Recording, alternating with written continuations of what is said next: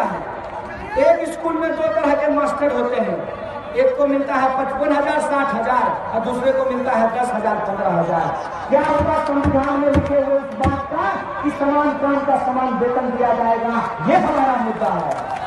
क्या हमारा मुद्दा है कि आप मेहनत करके ये जो फील्ड है इसमें भी भोरे भोरे लड़का सब आता होगा दौड़ने के लिए, अलग अलग जाके तो कहानी में जाता होगा।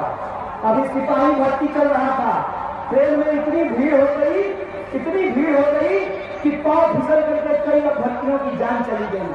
कोई परीक्षा देने के लिए जाइए, परीक्षा हॉल में पहुंचते ही पता चलता है कि प्रश्न पत्र लीक हो गया है। ये हालत है। आप मेहनत करके दौड़िए, माँ बाप आपको पेट काट करके पढ़ा रही है, अब जब दौड़ करके आप बहाली देने के लिए जाइएगा कहेगा कि सब कुछ तो ठीक है, तुम्हारा नाक का हड्डी टेढ़ है, अब 3 लाख रुपया दीजिए सब हड्डी सोझा हो जाता है। क्या जी साहब ठीक बोल रहे हैं नहीं बोल रहे हैं? बोलिए तो सब बोलने में कोई दिक्कत नहीं है। 3 लाख में सब हड्डी ठीक हो जाता है।